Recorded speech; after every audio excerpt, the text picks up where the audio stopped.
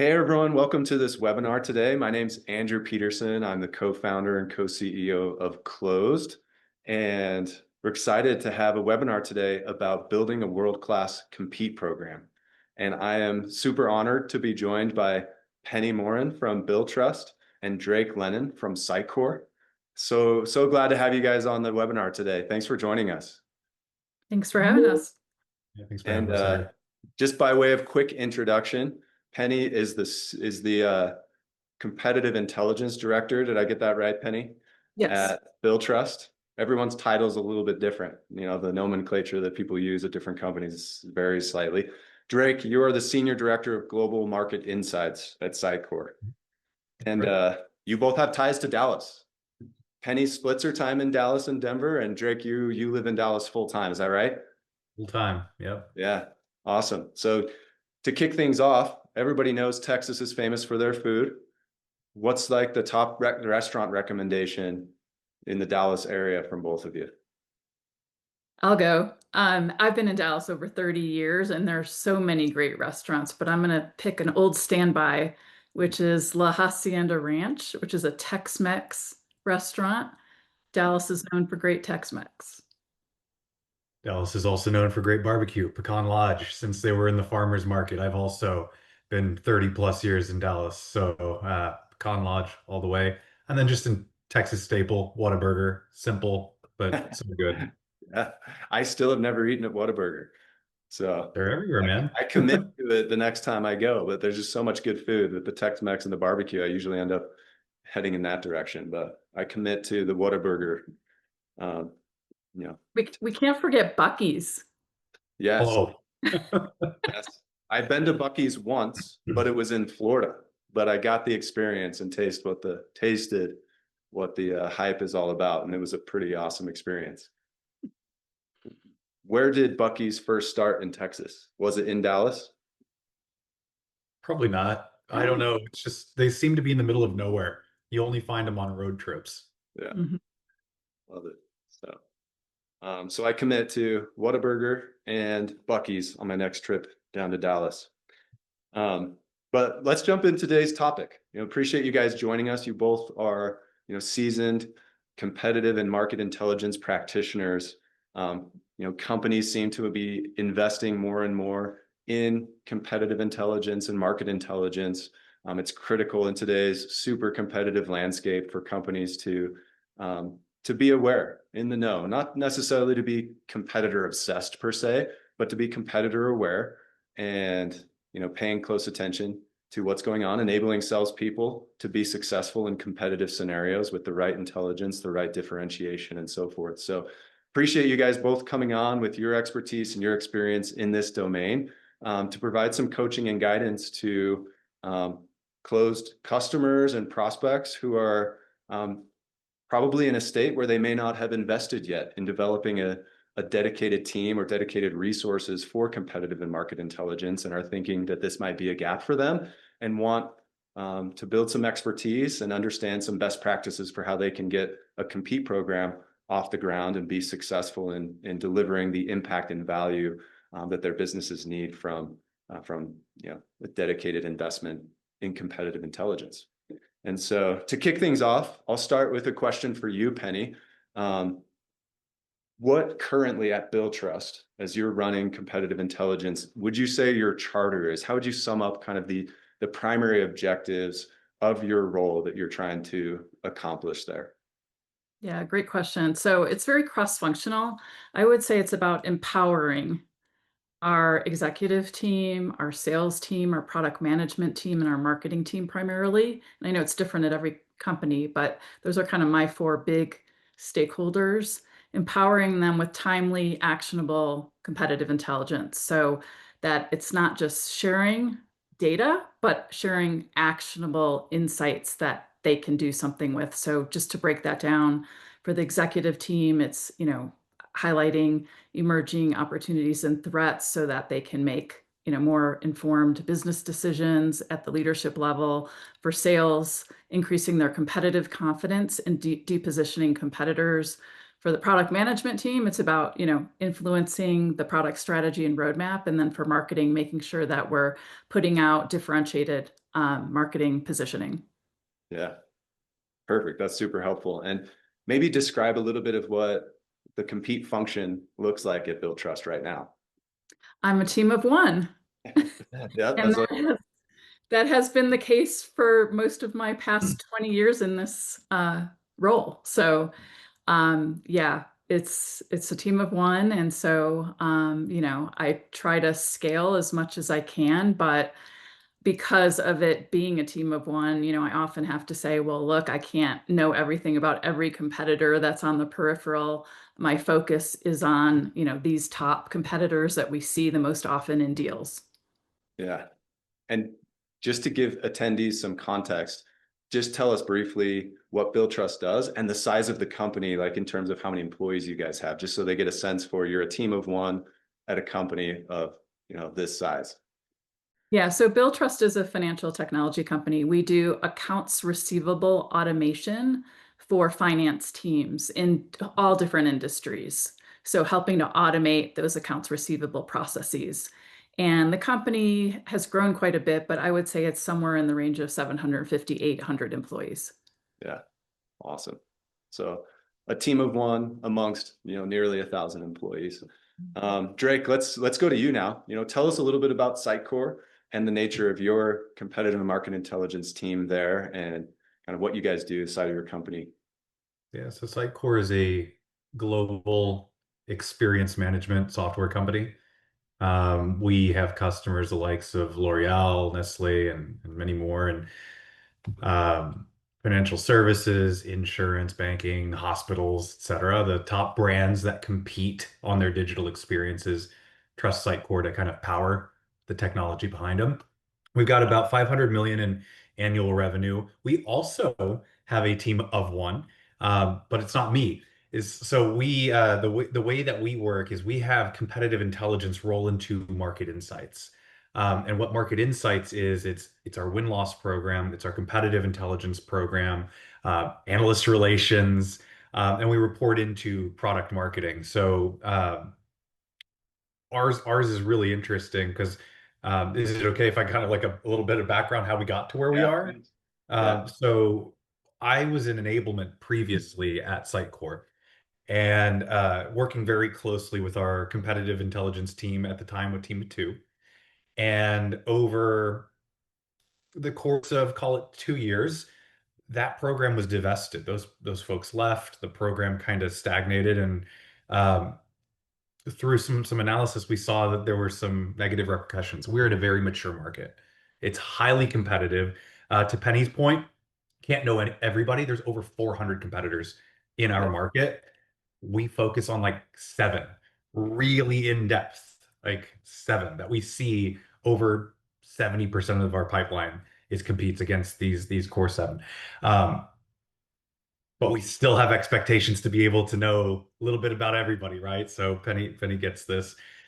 So we kind of dug in and to understand what was going on, like with this program being divested, and we saw, sales are flying a little bit blind without a differentiated value prop. They're getting, some competitors are winning a little bit more than their fair share, and why was that? You talk to sellers, you talk to sales leaders. It was, we need battle cards, we need differentiated statement, we need plays against these guys, we need collateral, and all of that kind of atrophied over time. So we kind of built this back up, myself and a few of our product marketers and product managers. And this was like a side gig, right? A side hustle, because it was really, really important. And as we built it back up, we started to see some traction. And so this is where we built a business case. This is where we got sanctioned for a team, but the business didn't see it as just a competitive gap, but more of a market intelligence gap, which is how market insights kind of came to be. So myself and the product marketer I worked extremely closely with to build this whole thing up from the ground up, are now on a team where I focus more on the kind of the market intelligence, win loss, and a little bit of on competitive. And she's really taking point on the competitive pieces. Yeah. Well, I love the story because kind of that scrappy, organic, out of business necessity approach that you guys took to building up this function is probably what most of our attendees or listeners are going through right now, where it's on someone's plate. Maybe they're in enablement too. Maybe they're in product marketing, and there's this need, there's this demand as their companies are scaling to have this sort of enablement, to have this competitive insight, to be enabled in these ways. And they're having to kind of step outside their role descriptions and plug this gap for a minute. And so that's super helpful for, I think, listeners to hear that this is oftentimes how the compete function and market intelligence function emerges. Penny, maybe share a little bit of your story too, because you've been doing this a long time and you probably have a similar sort of experience. Yeah, I'm the first kind of dedicated role that I had in competitive intelligence and starting a function from scratch was at Intuit many years ago. And there was a need identified by the executive team, but where they slotted that role in, I was actually working on the same team with our primary market research team. So we were a team called Customer and Market Insights. So I worked side by side with the customer primary market researchers, and then I was doing more of like the secondary research side of things. But the beauty of it was that we worked so close together that we could take the direct customer insights they were getting through the market research, and then the research I was getting from kind of secondary and my own research, and kind of triangulate it and come up with better insights. We were very involved with like strategic planning time, and so it was really valuable. But in terms of my career, I've sat in many different spots in the org. Like there's really not a clear answer of where it should sit. I think, Andrew, to your point, oftentimes it sits with product marketing, but it depends on who you talk to. I mean, in some cases, I've seen when it's in product marketing, it becomes like somebody's part-time of their product marketing role, and it becomes more secondary and kind of an afterthought, in my opinion. So at some point, if it becomes, too big of a job, that might be a time to spin it out of a product marketer's role into a dedicated CI role. Yeah, Yeah. super helpful. Yeah. Now, my next question for you, and maybe Penny, you can address this first. Say you landed at a new company that was, a smaller growth stage software company, not the likes of Intuit, but maybe a company with 200 or 300 employees, and your charter was to build a compete program from scratch. What are like the quick wins, or the first steps you take to establishing a compete program and quickly contributing value to the organization? Yeah. So my approach has been coming in, and in the first 30 to 45 days, I do stakeholder meetings. So I meet with all the sales managers and all of the other cross-functional leaders to understand what's top of mind in terms of, kind of from a competitive standpoint, what keeps them up at night, what are their challenges in deals and things like that. So just trying to get the lay of the land for this new company, to understand what's happening in the market. So that's a big part of just getting market understanding, and then digging into the CRM data to see who we're competing against the most, and coming up with a prioritization of where's the focus going to be, and coming up with a way to communicate early with stakeholders what your prioritization is and what your plan's going to be, maybe for the next 6 months, to get some big wins off the ground. Another thing that I've done is, look for a big win early. So if there's a big market announcement, I do something called a CI flash alert. That's just like a one pager. Here's what happened, why it matters, and what to do about it, and get that out early. Or something else. Just do something big early to sort of establish credibility for the CI function. Yeah. And anything you could build on that, Drake, in terms of quick wins that you can get as you start a program like this? Yeah, so very similar approach. Always start with the data, and have an informed opinion. And then when you're having bringing the stakeholders along from the beginning is extremely important. I mean, I've managed sales. All of my sales team, if they're listening to this, will have heard me say what you do early on in any process, deal cycle, building a program is more important than what you do later in the game. So if you didn't bring them along for the journey, if they didn't see the data, if they didn't believe this was a problem, they never get buy-in. So that stakeholder relationship at the beginning with an informed data-backed insights and then getting their kind of qualitative sentiments in there as well kind of helps us form what is the charter. So you talked about quick wins. We did start in a phased kind of approach. Our quick wins with sales. That is the easiest, quickest wins to get. If I can focus on our tier one competitors, so I mentioned the seven earlier, we just focused on them. Let's go really, really deep, get really, really good, and attach these to some opportunities and deal cycles and see what happens. Keeping those stakeholders kind of involved along the way. And this was really, really helpful for when we built the business case to actually close, not because it's a closed webinar, but to purchase closed and bring in that piece for our win-loss as well. So we could even get better data from all of our wins and losses when we're talking to prospects. So yeah, I think it's important also to separate win-loss from competitive a little bit. They're two sides of the same coin, but they are different sides of that coin. So win-loss was our first phase. After getting some of those quick wins, set up win-loss, get some of those actionable insights in the field and kind of get them hooked on getting fed those insights and what they can do with it.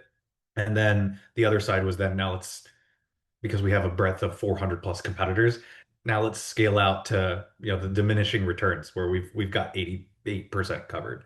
And that was building more and more of the competitive battle cards and before scaling to other teams. Yeah. Super interesting. And then Penny, as you get into like an operating rhythm where you've kind of got things established, you've had some quick wins, stakeholders are bought in, they're eager to continue being informed by you. What do you find yourself, this is my kind of the core of my question. How much of your time do you find yourself spending on the primary and secondary research and kind of collecting information versus the time you spend on organizing and disseminating, communicating insights? That's a really important question because I think, early in my career, it was probably shifted more to the research side of things, but now there's so many competitive enablement tools that help, automate a lot of that gathering. So I would say at this point in my career, because I am using one of those tools, it allows me to spend more time on the analysis and creating actionable, things to drive deals. So I would say I spend more time on putting together things that are going to drive value for the business. Yeah, makes sense. And I want to come back to that and talk about tools a little bit more specifically, because I think that can be very helpful for listeners to hear kind of what tools you guys recommend. But Drake, from your standpoint, with your team members that are devoted to competitive intelligence, how do you think that breakdown looks in terms of time? Well, so I actually was very involved in the research piece as we were building it up. So the transition as market insights as a team built that handover process where we all had very clear focuses in research, like market and win-loss, competitive. I I'm a huge proponent of Excel. So if you have no budget, Excel is great. You can create these macros and GPT plugins and all of that great stuff to all of your data sources. So big amounts of data dumps. You do some human in the loop kind of spot checking as you go. But I got it to a point where I have this workbook where when Gartner or G2 or any of these update, I can click a button and it updates a battle card essentially. This was before we bought a tool to help us automate a lot of this research into more forums, but quickly understood with the breadth of how much we had to cover, that the seven, though over 70% of our pipeline still was not enough. And there was more opportunity out there. So that helped us scale faster. I know one of the questions that was asked was around AI, and I think it's fantastic if you can trust the inputs. So does that answer kind of the question? I mean, Yeah. research is extremely important. I'm one of those people who builds tools to kind of scale and go faster at the beginning on the onset. And so that was like key to us to build this out, was to really figure out what is a scalable motion at the beginning so we can keep going and get a little bit more prescriptive down to the deal specific level. So we do like deal consults as well. Love it. So coming back to you, Penny, you talked about how early in your career, spent a lot of time doing research, but that's been automated to a degree with some of the tools that exist today. What are some go-to tools that you rely on heavily for the primary or secondary research? Yeah, so I have used both Clue and Crayon, which are competing competitive enablement software tools. Both are great. So those are key. Some of the other ones that I use, well, I recently started working with Clozd, so we'll have the win-loss piece of it. A couple other things that I've tapped into, I've got access to AlphaSense, which, if you're not familiar with AlphaSense, is company kind of market intelligence. So it aggregates a lot of mostly public, but some private as well, company information from financial, investor day kind of things, earnings announcements. They also bring in, this is the part that I'm getting a lot of value from. They own TGIS expert interviews. So tapping into expert interviews that they do with either existing, employees of a competitor or ex-customers or, ex-executives. And so there's a lot of nuggets that come from that. Yeah. And then let's see what else. Analysts. So we have access to, our relationships with different industry analysts that cover our space. So I can also tap into analyst inquiries with them, which is also very helpful just to get another external perspective. And one thing, we're talking about tools, that was your question, but I think one thing not to overlook is like I classify this whole thing of human intelligence. So I mentioned the industry analysts, but there's so much gold within your organization just talking to the field. Talk to your salespeople, talk to your solution consultants, and build relationships with them because they're a wealth of knowledge. They're talking to prospects and customers every day. So I tap into them directly. And then I also tap into our Gong integration, listening to calls, and also have set up trackers within Gong every time a prospect mentions one of our key competitors. It tracks that and it pulls it in through AI so I can quickly find that conversation. Yeah. Awesome. So many good ideas and recommendations for how people can capture this intelligence. Drake, maybe you have some additional tools you'd recommend, but I'd also be curious that once you have these things in place, whether they're really sophisticated spreadsheets connected to GPTs or whether it's formal products like Clue, Crayon, win-loss insights through Clozd or whatever, once you've got this information flowing, what are the best strategies for effectively disseminating this information out to the stakeholders that need it? And it probably varies by stakeholder, but I'd be curious to know how you get this information out effectively. Yeah. So Penny, same tech stack. Mine is Gong. I wish we had Gong. I've deployed it at 2 companies. Love the conversational intelligence pieces. That's the only thing we're missing. But I can say the field intel is extremely valuable. That's why I like tools like Crayon that can capture it. We've also opened that up to our partner base of about 600 technology partners and agencies, so they can submit stuff as well and consume our competitive intelligence alongside our field. I think it goes back to like, how do you disseminate it? I think it goes back to bringing the stakeholders along for the journey.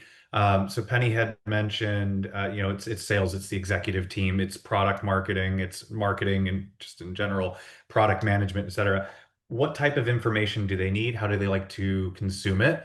And understanding what their day-to-day looks like. For example, like right now is the last day of our fiscal year. I would absolutely not be hosting a Monday competitive intelligence enablement session with our sales team, as an example, or marketing for that matter. So taking the stakeholders early on along for the ride, you'll understand exactly what type of insights they need, how they like, or how they need to use it, like what is the end goal. And how they like to absorb it. So battle cards is typical.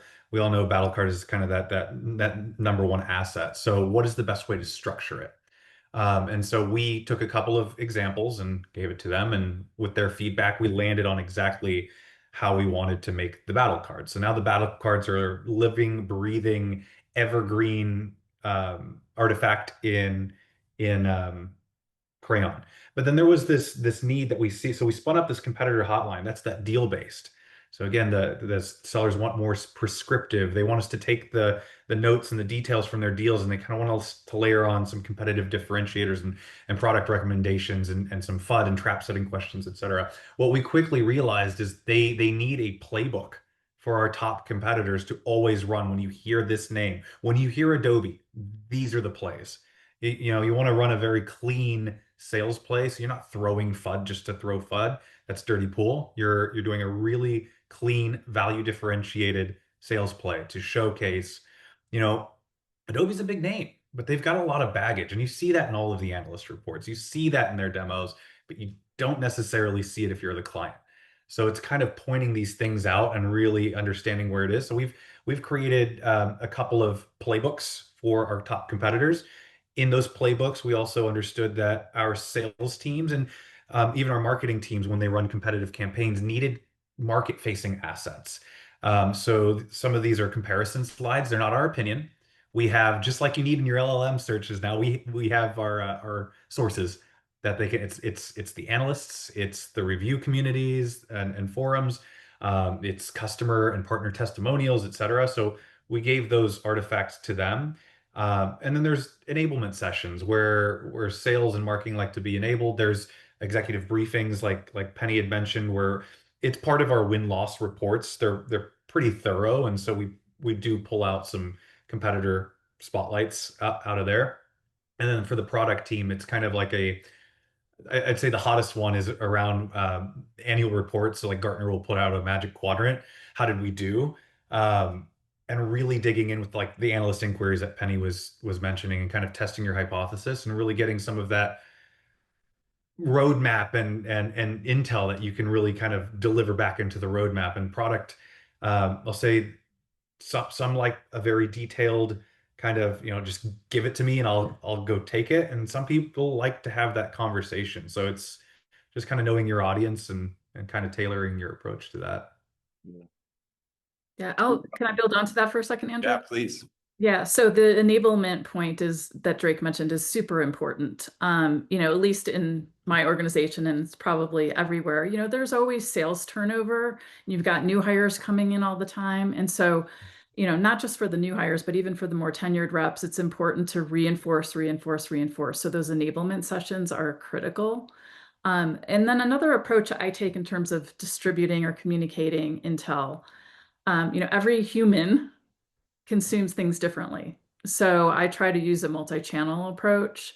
And, I'm currently using Crayon. So within Crayon, I have a compete hub kind of news feed of the latest competitive announcements with key takeaways. I build out a newsletter as well. And that's kind of within Crayon. And then we used to be on Slack, but we've moved to Teams at the beginning of this year. So I've got a dedicated competition Teams channel. So I try to push things out there as well. If I can, I'll get on some of the sales managers' staff meetings to periodically pop in and just, provide updates. So, and then email occasionally. But I try to just go in different channels because hopefully a salesperson will see it somewhere. Yeah. That's awesome. That's perfect. One of my questions I was going to ask is kind of what are some of the can't live without features of your compete platform, which it sounds like we both use Crayon. So is there anything else you'd add on to that, Penny, as far as like functionality or tools that are provided to you within the Crayon platform that you feel like, man, I just couldn't live without this. Like I would never want to go back to running a compete program without a product like this. Yeah, well, I mean, I love Clue as well, so I don't want to, only talk about Crayon, but one of the things that Crayon rolled out this past year was sort of an AI functionality, so it can take, across whatever insights you want to filter on and create like an AI summary for you. So one of the ones that I've been using a lot is I talked about Gong. It pulls in all those Gong calls where the competitor was mentioned by the prospect, and I can go run an AI through Crayon that gives me all of the key themes about what prospects are saying about competitors over the last, 14 days, and give that to the sales team, and it routes you right to that Gong snippet without having to listen to the whole call. So that's really valuable. That's awesome. Drake's like, man, I want Gong more than ever before. I want Gong so bad. I love it. Yeah. Yeah. Yeah, Gong's a great product. And the more you can integrate and automate that. Yeah, and we're just getting started with Clozd. So now we've just completed the first few interviews with Clozd, and now those are starting to come into my Crayon feed as well, which I love. Yeah. So we did the reverse. Um, when we were building this, we started with win-loss because we were doing it manually and it consumed like almost all of our time. Remember, this was a side hustle. We were building it like we all had our day jobs that were not win-loss and they were not competitive. We were trying to build this thing back up. So we started with the win-loss program. We landed, it was between Clozd and another one. The sales teams and marketing teams were in the discovery calls, they were in the demos, and we're global. So we did two sets for the multiple time zones that we share. And we selected Clozd together. And man, once you started getting that in, it was easier to build the business case to scale out into the competitive battle cards. And it was it would always I we start like I said, we just kind of started the reverse win loss and then CI on top. So anything you would add, Drake, in terms of now that you've progressed and matured to the point that you've got a platform in Crayon for your compete program and battle cards and collection of competitive insight. Anything you've experienced with the Crayon platform, they're like, man, it would be tough to go back to not having it. These features are some of my favorites. Yeah, I do like Compete Hub because you've got that feed in the middle and you can pick the things that matter to your audience and put a little put a little of insights or why they should care. So we actually have a template we use every time something comes out. It's like what this means and why it matters. And we always push them out. I really like the field intel button. We get our sales team has been becoming more and more diligent about capturing things in CRM, but also putting them in our Crayon application via field intel. That itself, again, speaks for all of the listeners, a sales team that is actually putting meaningful notes into loss reasons or win reasons or field intel. It took a lot, like 2 years to get to this point, and that's because we had the stakeholders along for the journey. But that field intel is valuable because they can we don't have Gone. I would love it. We don't hear what the customers are saying, but they are picking it up, and what they're hearing in the field or our SEs are hearing in the field, they do put it in Crayon and Field Intel, and it gets funneled back. And then we have a partner network of 600 plus partners that are alongside. They're hearing different things from a more technical lens. They can also submit that through Field Intel. So Penny had mentioned joining, calls or getting with your stakeholders. We have a group of like sales masters that we can meet with like monthly or quarterly, depending on the need. But to really scale that out, this like Field Intel submission through CRM, which also has an integration, or through that Field Intel button is extremely valuable. Awesome. I'll have to, Gong's a client of ours, so maybe they'll hear this webinar and they might reach out to you, Drake. That's a good deal. Give us a good deal. Yeah. Penny, you've been doing this a long time. You've got so many great ideas you've shared about what to do with your compete program. Are there any common pitfalls that you would warn people about as they set off on this path? Yeah, so I know one of your questions is, if you're just starting a CI function, kind of what's the best way to do that or not the best way to do that. And I mean, some of the things that I've seen, like in my current role and at my prior company, in both cases, they hired too low level of a CI person.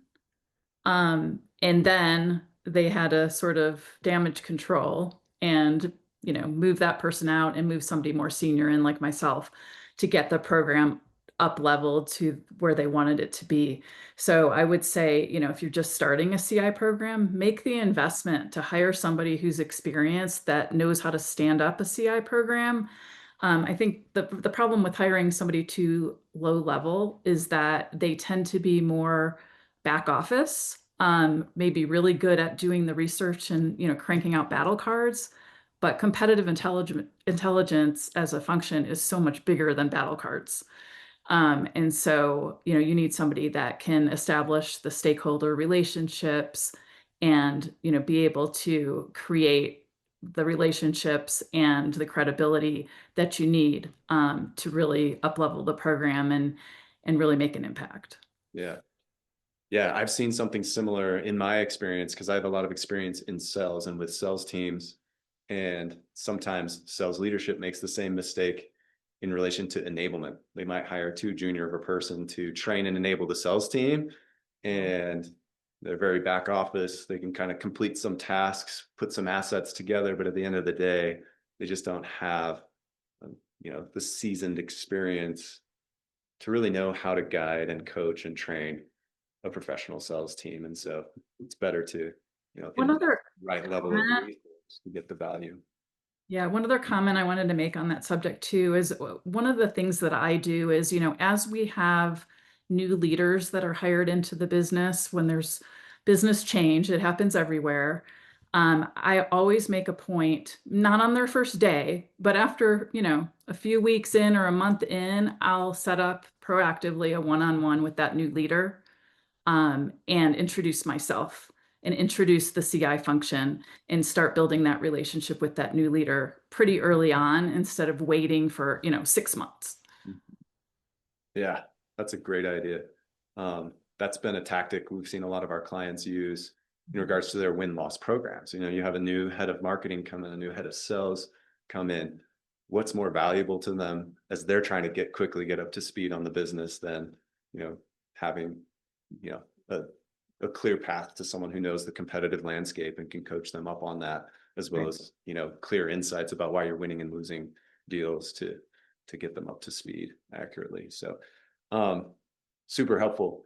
Drake, my question for you now is, as you establish a program and the program's maturing, how do you kind of measure the success? How do you know if, Penny just made the point of you need to bring someone in seasoned enough to make sure that the program is delivering the expected value. How do you measure that value?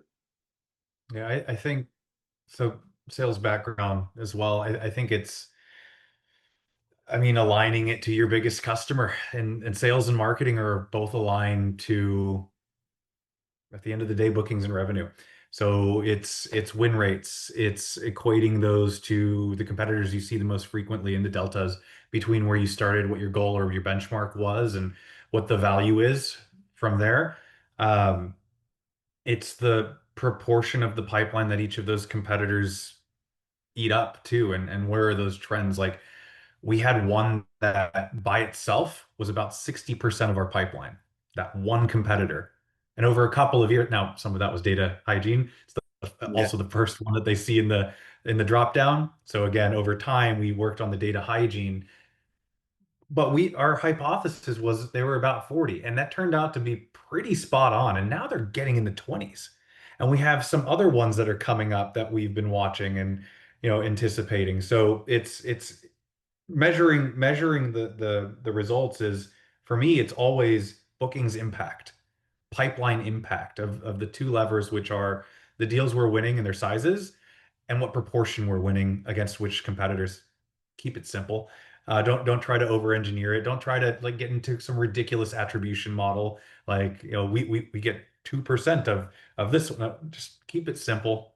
Tie it to really simple, clear, understandable, and retrievable metrics. Yeah. Anything you'd add, Penny? Yeah, another way that I measure is I run a biannual competitive confidence survey. So I do a survey of our sellers twice a year, to have them sort of self-proclaim how confident they feel they are in depositioning against our top competitors and overall. And so I can see every time we, take another survey how the needle is moving. So for Yeah. example, last year I joined Billtrust in April of 24. I did the first survey shortly after I started and got a baseline. And then I focused in really on Drake, to your point, like our top competitor was in like 80% of our pipeline too. I focused in on really going deep on creating a really actionable, streamlined battle card on that one competitor. So when I took the survey again 6 months later, that was the competitor that we saw the most lift in confidence. So that's another good way to measure. It's indirect. It's not directly, talking about bookings or revenue, but it's how confident your sellers feel.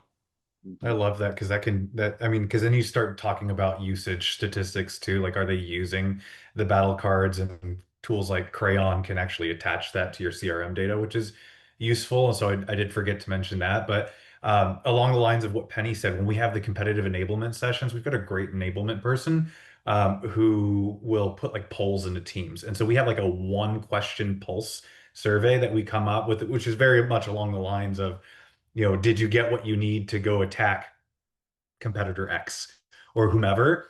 And that's, it's anonymized. It's a Likert scale. I'll tell you that our sellers are not afraid to give constructive feedback. And so that's a great one too. Yeah, Yeah. and Drew, you just made me think of when I do an enablement session, when I do pull questions along the way just to keep them, awake. But at Hmm. the end, I always add, and have them put the answers in the chat.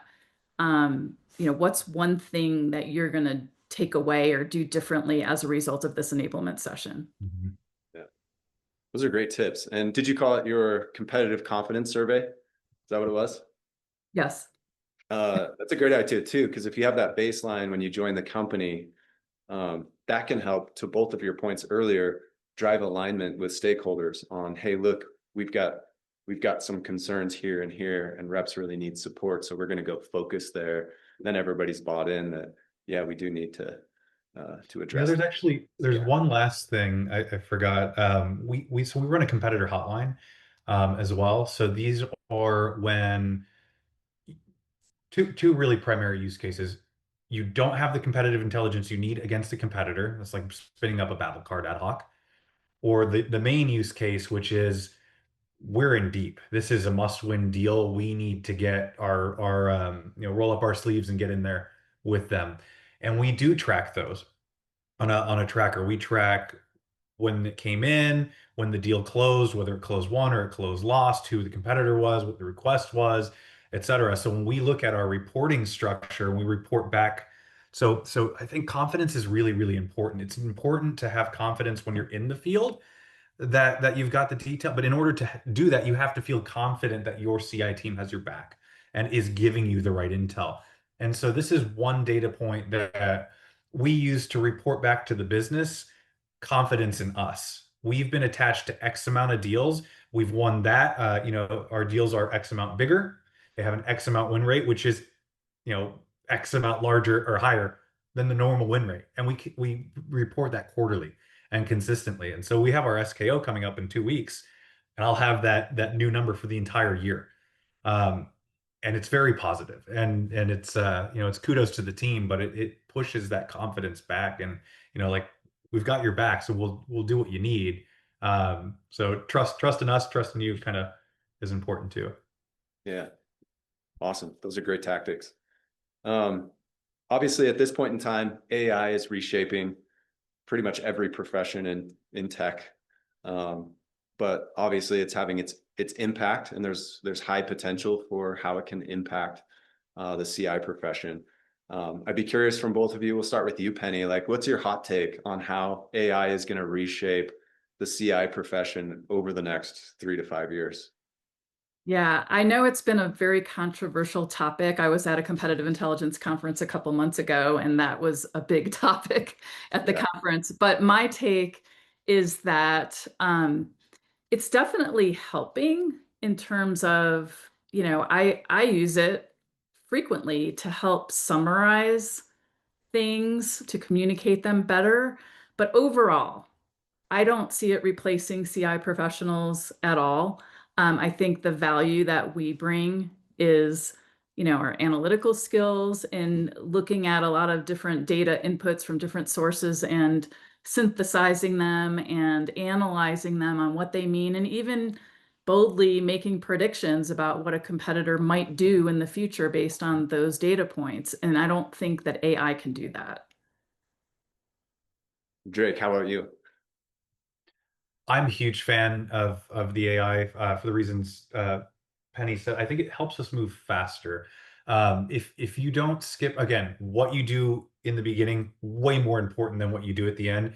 Governance and data sources is the absolute most imperative thing to get right. It's what you trust. It's the data that you trust that you're going to pull in.